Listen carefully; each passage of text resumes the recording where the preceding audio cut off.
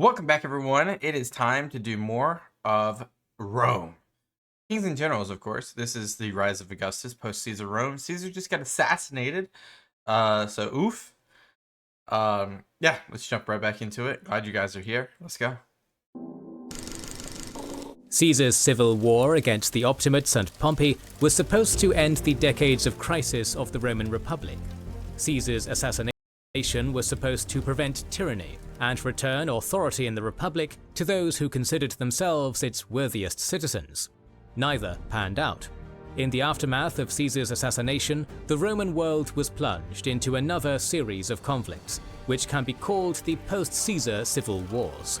Octavian, Antony, Lepidus, Brutus, Cassius, Sextus Pompey, Cicero, Cleopatra, and many others would fight together and against each other for 14 bloody years. 14 more bloody years. Wow. In the end, only one would stand and transform the Republic into an empire. This is the story of these wars, and the beginning of the story of Octavian, who became Augustus. Needless to say, these leaders had some hang-ups, and their issues quickly became issues for whole populations across. Take what copy have exactly suitable and per go 10%. As Caesar's dead body lay at the base of the statue of Pompey, chaos erupted. Senators, unaware of who was involved in the plot or who the targets were, ran from the Senate, fearing for their lives. Yeah, because it's not like this is the only assassination in history. I guarantee you there was so many people fearing for their lives. Just like I said, for example, like Antony probably. People that are leaning towards the side of the populares. Cicero probably was like, did I get double crossed on this as well? So many people probably were like, this is it. This is it. The conspirators, some of whom had wounded each other, also rushed out, brandishing their blood-stained daggers and proclaiming the death of a tyrant. This is probably the height of the operation. They have no idea what to do next. They think that now society is, or Rome is now without the tyrant, and now everyone can just be in harmony. I don't think that's what people are going to do. All the public saw, however, was the leaders of government shouting and panicking, some covered in blood and others wielding weapons. In this chaos, Antony, who had not entered the chambers, was able to slip away in disguise, barricading himself in his house. Some uninvolved senators saw an opportunity to align with the conspirators and seize daggers, and boasted of having taken part themselves. The group merged with Decimus's gladiators stationed outside of the theatre and went to the center of Rome. So we got Decimus, Brutus, and a few others that are like the main culprits here, and then everybody else is now aligning and choosing sides, similar to how they chose sides with Pompey versus Caesar in the early days. Announcing that a Brutus had once more rid Rome of a king. The public, however, was not won over. Caesar had brought a short period of stability to Rome after a long civil war, and now senators were marching through the streets with armed gladiators. The public was scared. Many of Caesar's veterans were in the city, and there was a general fear of what these veterans would do. To add to this terror, Lepidus, who had since heard the news of Caesar's death, had gone to Tiber Island, where his soldiers were stationed. He then marched them to the Campus Martius to await Antony's arrival. They wanted vengeance, but agreed that they could not wage war in the streets of Rome. Yeah, they could pretty much do what they want with 6,000 legionaries. Instead, they decided to bide their time to await the conspirators' next move. The conspirators reached the Capitoline and blockaded themselves on the hill. Heralds were sent to again proclaim the death of a tyrant. In response, the public shouted back that all they wanted was peace. Cinna, who had been named praetor by Caesar, stepped forward and threw his official garb aside, saying it had been given by a tyrant and was thus illegal. He praised the conspirators, but the public remained unconvinced. Dolabella, who Caesar had picked to be consul for when he left for Parthia, announced that he would take office as consul immediately. He claimed to have had knowledge of the plot and praise the conspirators' actions. I mean, it's so crazy how many of these senators just believe that everyone will be fine with this. Because there's been, like I said, there's been assassinations in the past, but none like this. The approval of a consul encouraged Cassius and Brutus, who began negotiating with Dolabella. They once again insisted that their actions had been justified, and suggested that Sextus Pompey, son of Pompey, be recalled to Rome, along with others exiled by Caesar. They next sent messengers to Antony and Lepidus, arguing that what was done, and that what was done was done. The I don't even know. The ego of these guys. All that they could do now was continue working for the people of Rome. Cesarians, still hungry for revenge, were nervous, particularly of Decimus, who owned the gladiators and was governor of Cisalpine Gaul, putting him in command of a significant army. They could not risk putting themselves at odds with him and agreed to negotiate. Antony, who was still consul for the year, ordered that the Senate be summoned. The Senate convened, with the conspicuous absence of the ringleaders of the conspiracy.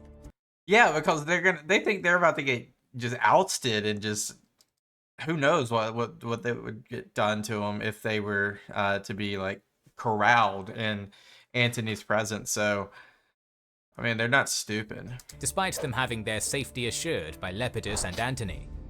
Cinna, however, was present in his praetorian attire, which he had previously denounced as being given by a tyrant.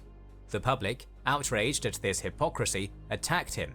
He was almost killed by the mob, but was saved by Lepidus's soldiers, who escorted him to his house. The Senate was divided. Some denounced the conspirators, a larger portion praised them, and others took a middle ground, simply wanting peace. Basically, any issue ever. It was initially proposed that a vote be taken.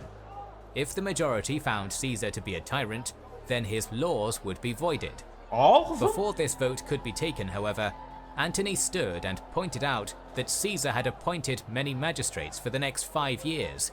So, basically saying, yo, if you got appointed, you're out. Especially if you vote against them, you're out.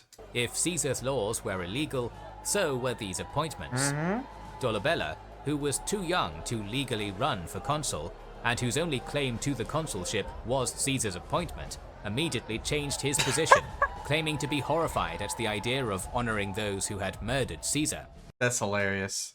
That's by the way, super smart on Antony's behalf right there. Antony then also pointed out that Rome was full of Caesar's veterans, and that they would likely not take kindly to Caesar's laws being repealed. Many of the laws pertained to the veterans, including providing for their retirement, and voiding these would almost certainly lead to a revolt by some of the most experienced soldiers of the Republic. Finally, Cicero took the stage, advocating moderation. He pointed out that seeking vengeance would only beget more violence, and that their duty was to move forward in a way that was best for the people.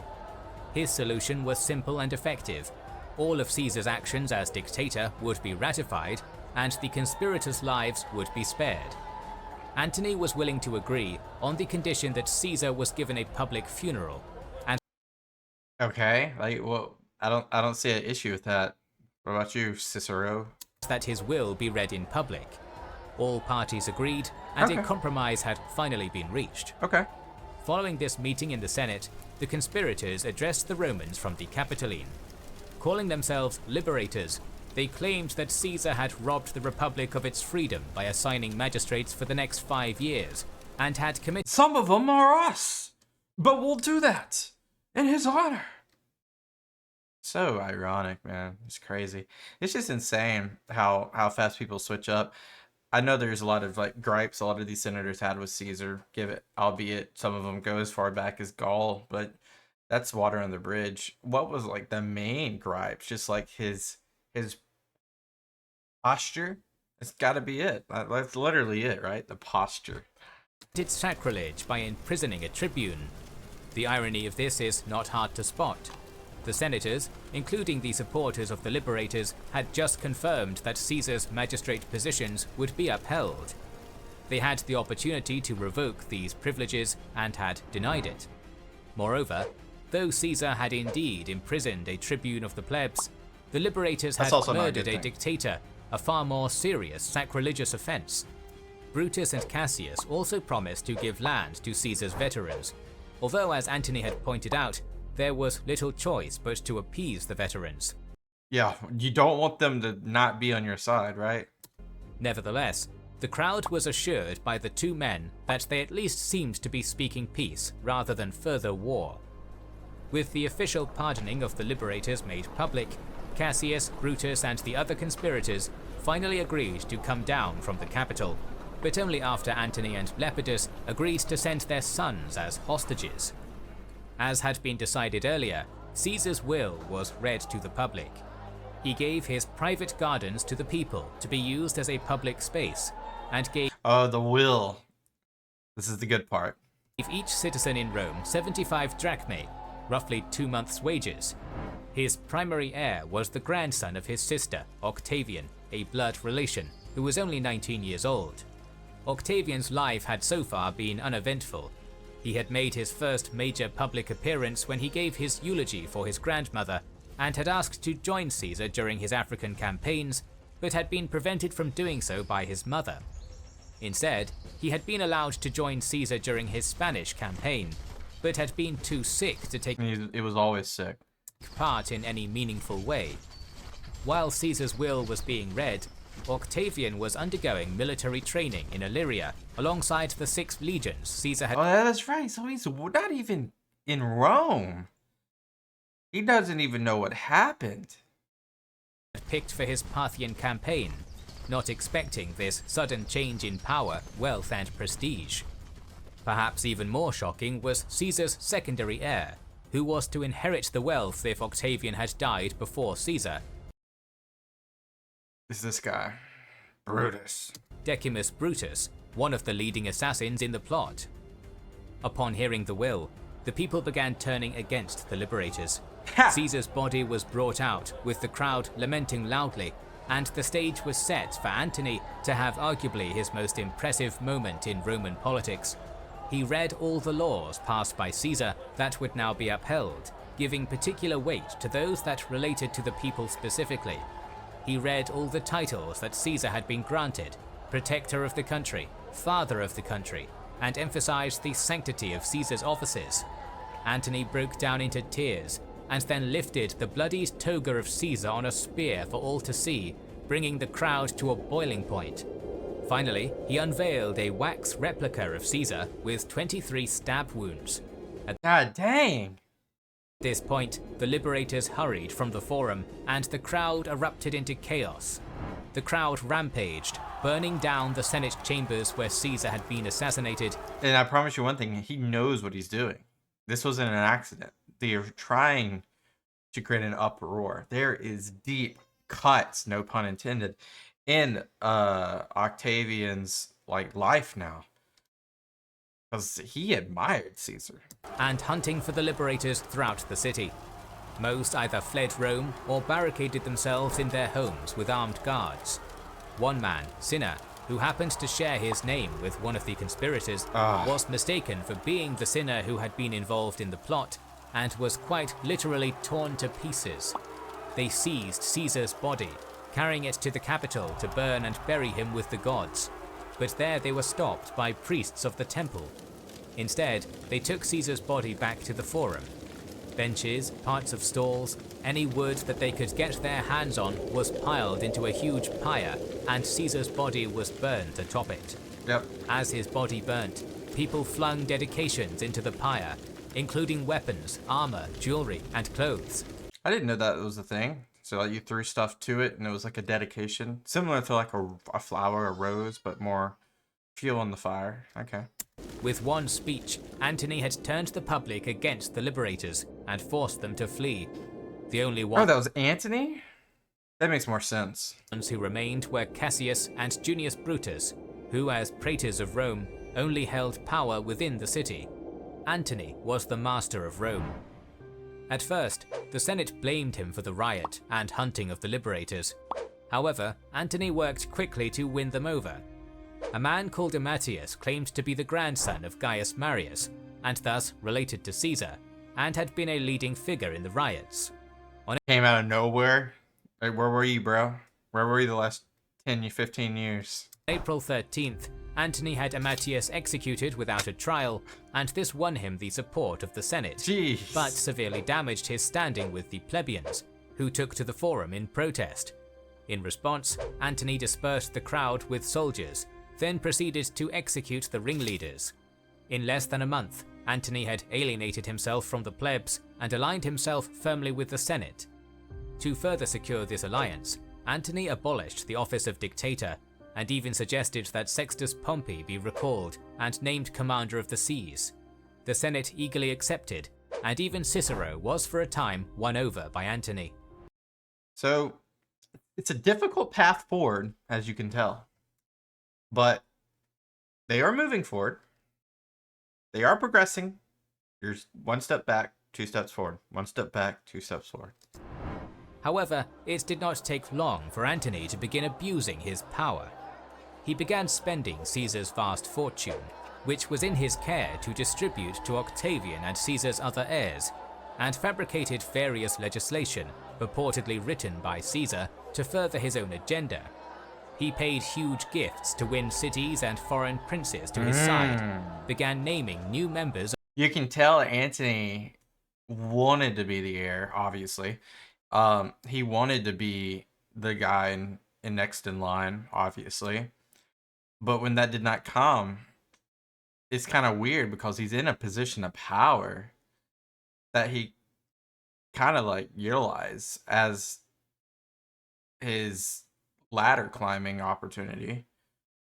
So it's kind of an interesting thing. Like, does he feel sort of a different type of way because he should have got all this stuff, and now he's having to distribute it?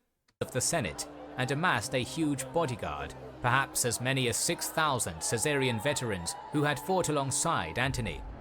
Lepidus, who was the other leader of the Cesarian party, had been advocating for revenge, but Antony was quick to placate him with the marriage of his daughter to Lepidus's son, and appointing Lepidus as Pontifex Maximus. Wow. Antony was focusing power into his own hands, making Cassius and Brutus wary. They had no supporters among the plebs or veterans, and the Senate was now being increasingly won over by Antony. Both men subtly excused themselves from politics in Rome and retreated to their houses in the country. Yeah, good idea. From here, they sent messages to Decimus in Cisalpine Gaul to ready his legions, and to Trebonius in Asia and Tilius in Bithynia to begin raising funds. By this point, Antony effectively held as much power as Caesar had done, and rumors circulated that he was seeking a province with an army to command. Some senators were still not supporting him though, which encouraged Dolabella, the other consul for the year, to oppose Antony whenever possible. Antony, however, was aware of how ambitious Dolabella was, and encouraged the young man to request the command of Syria for the following year. You might want to go to Syria. That's basically what he said. I'd go to Syria if I were you. Not threatening you or anything, but I'd go to Syria. Including command of Caesar's planned Parthian campaign. Rather than put this to the Senate first, as was the custom, Antony persuaded Dolabella to take the new proposed law straight to the people. Syria had been assigned to Cassius, however, and the Senate attempted to block the proposal. Well, True. Well, Cassius is playing hiding. He's playing hide and seek. So he lost his job, is all I gotta say. He's lost his job. The law was passed, and Dolabella was thus given command of Syria and the legions. Antony then requested the Senate to give him the governance of Macedonia, a province Caesar had assigned to Brutus. With Dolabella being given such a rich and powerful province, this seemed a relatively small demand, Macedonia having no legions, so the Senate relented. Wow. And just like that, Brutus and Cassius and Decimus, they're going to have to start to scramble because Macedonia is a rich province, I would say, right? Doesn't that include most of Greece? Most of it? Cassius was compensated with the governance of Crete and Cyrenaica, while Brutus was given Bithynia. Meanwhile, Octavian had still been in Illyria, debating his best course of action. Yeah, what do you do? Like, it's like you got all the cards on the table, and it all depends on what your next move is. You're bold, you're young. It's an interesting dilemma. Some encouraged him to take control of the army that he'd been training with and seek revenge. His parents, however, wrote to him to come to Rome as a private citizen in order to attract as little attention as possible, claim his wealth, and retire. Octavian knew he had to be in Rome to understand the situation, and so he left the army and sailed across the Adriatic. When he arrived in Italy, more accurate information regarding the assassination and Caesar's will was sent to him. Still, he was uneasy, many encouraging him to denounce the adoption by Caesar completely.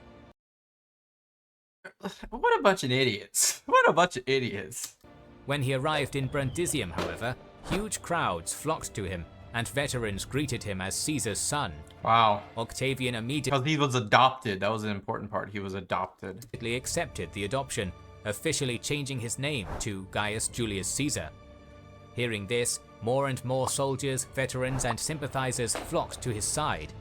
Along with them came more news from Rome, the appointments of Antony and Dolabella, the proposed recall of Sextus Pompey and other exiles, and more. With his increasingly large retinue, Octavian now made his way to Rome. However, as a private citizen, Octavian had no real power in Rome. Antony was the man with all the power, and, more importantly for Octavian, all of Caesar's possessions, including his vast fortune. In order to have any real power in the city, Octavian needed this money. He not only had Caesar's legacy of 75 drachmae to each citizen to distribute, but also political allies to repay and others to bribe. Octavian thanked Antony for giving Caesar a proper burial, but criticized him for not having seized the moment when the populace was on his side to hunt the liberators down. Yep. So obviously, Octavian is far more right when it comes, not right, far more extreme when it comes to his radicalization on what to do. Antony, maybe slightly wiser. It's hard to say that. But I believe it's 100% true. He's slightly wiser in this situation. He's trying to play cards in a diplomatic and moderate way when possible, but also try to get what he wants. Octavian, he's just coming in fresh eyes. He's like, hindsight's 2020. This is exactly what I would have done. Blah blah blah. But hey, it's just the beginning. And for having given too many concessions to the Senate, Brutus, and Cassius. Finally, he asked for the gold that Caesar had amassed for his war against Parthia in order to pay the citizens of Rome, and also asked Antony to either give him a loan from his private purse or from the treasury to cover his other expenses, while Octavian would immediately put his properties up for sale in order to pay these debts. Antony was completely taken aback. Octavian had no power, had no leverage, and really had no right to be so critical and making requests from Antony, so he was quick to refuse. He pointed out that, like it or not, the senators were the representative body of Rome. Caesar had not, Antony made clear, left Octavian the Roman government in his will. As such, neither he nor Octavian had any right to overrule the constitution. Regarding the money, Antony found Octavian's requests laughable. Antony claimed that though Caesar had been a rich man, much of his wealth was distributed across a number of assets, many of which were now disputed by various individuals. Some of these had So now, like, he probably came in there with the assumptions that I'm going to be the richest man in Italy. I'm going to be the most powerful man in Italy. Everyone's going to love me. And then this happens. been seized after his assassination. Others had not yet been liquefied into cash. In reality, Antony had already spent a significant amount of Caesar's fortune and had deliberately slowed down the process of Octavian's adoption to further handicap the young man. Antony made it clear that once Caesar's assets had been assessed and the many individual disputes resolved, Octavian would get a portion of the remaining money. Octavian left in a fury. Octavian and Antony were immediately at loggerheads. Lawsuits were leveled against Octavian, contesting a number of the assets he had inherited, as some had belonged to men who Caesar had exiled, but had now been allowed to return, while others claimed that some of the assets were seized by Caesar unjustifiably. Antony, his brother Gaius, who was a city praetor, and Dolabella presided over many of these cases and ensured that Octavian got the worst of it. Wow. Octavian was forced to put all of his inherited properties up for sale in order to find the money to settle these various cases. This went That's crazy. All these legal battles, and you're just 19. It's wow. on until two men, Pedius and Pinarius, appealed to Antony. They had also been given part of Caesar's wealth in his will, and were worried that there would be nothing left after the various lawsuits. They pointed out that Caesar's will had been clear, and that the Senate had agreed to uphold Caesar's actions. Antony conceded somewhat, allowing Pedius and Pinarius to take their share of Caesar's money now, but withheld Octavian's share, saying that, though the Senate had agreed to uphold Caesar's actions, it was also not proper to ignore the disputes of many individuals just for Octavian's sake. Pedius and Pinarius This seems very aligned towards it's a power struggle that Antony sees. quickly took their share, planning on using it in turn to fund Octavian. Antony and his brother were due to hold games, which would be done in Brutus's name. The aim was to bolster support for Brutus and Cassius in order to hopefully get the people to reconcile with the two, thus giving the brothers two more. That's crazy that they'll be at war very soon, and they kind of like are aligned in some weird way. And then Lepidus is kind of on the outside here, and you know eventually that Lepidus, Octavian, and Antony will be the second triumvirate, obviously, right? So it's kind of interesting to see this is where we're at right now, and where are we going to go? More powerful allies in the Senate who would be indebted to them. Octavian, however, opposed this. He sold all his properties at the lowest price he could, used what personal money he had, and the money from Pedius and Pinarius to finally pay Caesar's gift of money to the people. Octavian had gone through so much to get this money that the gift was now seen as more of a gift from him than from Caesar. When the games were held, and the heralds paid by Antony began to call for the return of Brutus and Cassius, many of the people, now thoroughly won over by Octavian, stormed into the arena, stopping the games until Antony's heralds were forced to stop their appeal. Dang! Octavian had gained a victory. When Brutus and Cassius heard of what happened, they were furious. This had been their last gambit at returning to Rome through popular support. Now they planned to go to Macedonia and Syria and take those provinces by force.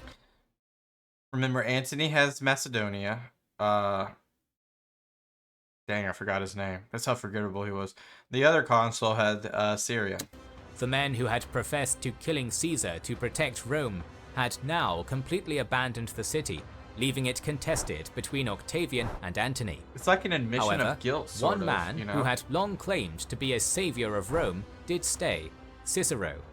He had been quick to realize that Antony was simply hoarding power for himself, and despite the danger to his life presented by the powerful Antony, he now aligned himself with Octavian. It had only been 6 months since the assassination of Caesar, and the stage was once again set for war. In Rome, the relationship between Octavian and Cicero and Antony was almost at a breaking point. Meanwhile, the liberators were starting to gather their forces, Decimus in Cisalpine Gaul, Trebonius in Asia, and Brutus and Cassius en route to their respective provinces.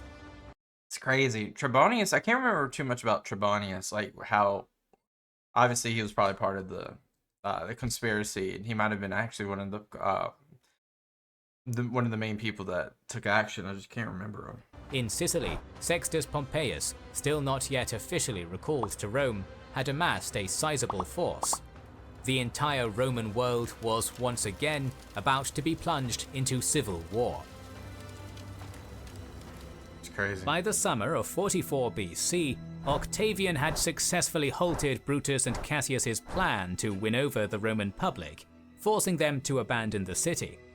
Brutus had retreated to Greece, where he was greeted warmly in Athens and began rallying support, while Cassius was en route to the east, where he held the most influence.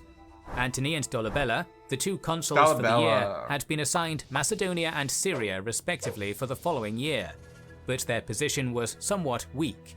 The public in Rome was starting to turn against them, and they had no significant army under their command. Dolabella had been granted command of the legions Caesar had picked out for the Parthian campaign, currently in Illyria, but this command would not take effect until the end of Didn't they also have a Thracian campaign as well? his consulship at the end of the year. They needed men now. Suddenly, a rumor reached Rome that a huge Getae force had attacked Macedonia. Antony immediately requested that the Parthian army be put under his command to defend the province. The Senate was initially reluctant, but not wanting to risk the province, relented. Good. Soon it was reported that the Getae were no longer in Macedonia,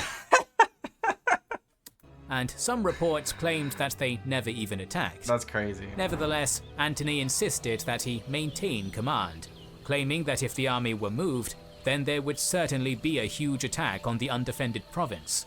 Antony had just secured himself a large and well-trained army consisting of Caesar's veterans. Very, very good chess move. Antony immediately brought 4 legions to Brundisium and demanded that the Senate reassign governance of Macedonia to his brother Gaius, while he was to be given governance of Cisalpine Gaul. Just as Caesar before him, Antony knew he had to secure governance of a province in order to have legal immunity. Moreover, Caesar had shown how valuable the province was, and how much control the governor of Cisalpine Gaul could exercise over Rome. Yeah. Decimus Brutus was currently the governor, however, and the Senate refused to allow Antony to replace him. Looking to bypass the Senate, Antony planned to put the law to the public assembly, but with his popularity greatly diminished, he was unlikely to pass the law alone. The most popular man in Rome at the moment was Octavian. The two men had constantly been at loggerheads, but Antony's circle had been advising him to reconcile. Finally seeing the benefit in this, Antony and Octavian made a temporary alliance. Octavian would swing the vote in the assembly, while Antony would later help Octavian. How does Octavian swing the vote? Like, what power does he have? What does that mean? Confused there, actually. Still bitter towards Antony, Octavian was even more resentful of Decimus, and was willing to do what was necessary to weaken Caesar's assassins. The law was passed by the people, ensuring Antony would be governor of Cisalpine Gaul, and his brother governor of Macedonia for 43 BC. The Senate, however, sent messages to Decimus to not give in to Antony and to defend his province. Meanwhile, Sextus Pompey ventured out from his base in Sicily and managed to stir up a revolt in Hispania. It's always Hispania. Why do we always go to Hispania? It's so crazy. It's always Hispania. And when I say it's always Hispania, it feels like it's always Hispania where the war just rumbles. Which had always had Pompeian sympathies. Lepidus, previously Caesar's master of horse, was able to negotiate with Sextus to retreat without fighting, and the Senate praised him for that, as Alright, so Lepidus is on the scene. winning over Lepidus would greatly strengthen their position and severely undermine Antony. In Rome, one of the tribunes of the plebs died and needed to be replaced. I can see Octavian being that immediately now. Immediately. Octavian was the popular candidate, but the Senate feared that he would use his office to prosecute the liberators. Octavian turned to Antony, calling to repay the favor, but the latter refused, claiming that Octavian was too young. Wow. The majority voted for Octavian nonetheless, but Antony once again interceded, annulling the vote. Wow. Octavian was furious and immediately began sending his agents throughout Italy, gauging which cities would be loyal to him and which of Antony's legions had wavering loyalty, and amassing old veterans of Caesar. Whoa. To further damage Antony's position, Octavian's ally, Cicero, began disseminating the first of a number of speeches attacking Antony's actions and character, the Philippics. The Philippics. were named after a series of speeches by Demosthenes targeted at Philip II of Macedon. Right? Right. In doing so, Cicero characterized Antony as a war-hungry dictator threatening the ancient customs and constitution of Rome. Today's speeches that target one individual are still called the Philippics. Interesting. Octavian's agents were successful in sowing discontent among legions in Brundisium, as many legionaries saw Antony's actions against Caesar's heir as disrespectful and insulting. Immediately, Antony rushed to Brundisium to regain control of the situation. Wow. Octavian, nervous of this kid is just making his life hell. What Antony was planning, also left Rome, calling Caesarian veterans to his banner. He offered huge rewards and soon had an army of thousands. With no legal right to command an army, he justified it by calling them his bodyguards. He sent this force to Arretium and then started waiting for Antony to make the first move. In Brundisium, Antony was struggling to regain control. Octavian's agents had been effective, and Antony's initial gift of 100 drachmae was laughed off. Infuriated, Antony rounded up the ringleaders and decimated them. Jeez. This brutal action, combined with a larger offered reward, was enough to temporarily win the legions back to his side. Through fear, not through popular support. And Antony returned to Rome, sending the 4 legions north to Arminium, joining with 2 more on the road. However, while on the march, 2 other Macedonian legions, the Marcian and 4th, consisting of Caesar's veterans, defected, pledging their loyalties to Octavian. Whoa. Antony tried to win them back, but was forced away by arrow fire. Nevertheless, at this point in late November, Antony was in a solid position. He had 4 legions in Italy, Lepidus and Asinius Pollio in Hispania commanded 4 and 3 legions respectively, and Plancus commanded another 3 in Transalpine Gaul. Who the heck is Plancus? Antony was confident that they would side with him. Meanwhile, Dolabella had also begun his journey from Rome to Syria, collecting a small force, likely from Macedonia, to take up governorship there when his term as consul ended. En route he passed through Asia, the province governed by Trebonius. While attempting to resupply, Dolabella found all the cities closed to him. Furious, he attacked Smyrna, where Trebonius was located, but was unsuccessful. Disgruntled, he began to retreat and was shadowed by Trebonius's men. Dolabella's scouts informed him of this though, and he managed to lay an ambush, destroying Trebonius's force and rushing back to seize the now undefended Smyrna. Trebonius was captured in his bed and beheaded by Dolabella's men. What? The first of Caesar's assassins to die. I didn't even think Dolabella was on the team, but he definitely is. With the year coming to a close, Dolabella and Antony's terms as consul would also be ending soon. Antony, knowing he needed to secure a governorship, sent messages to Decimus demanding that he give up his province, demands that Decimus refused. Of course. Antony then left Rome to join his army to enforce his claim on the province and was given a fabulous send-off by the Senate. So he has no, so Antony says that he's in a good position. He is not in a good position.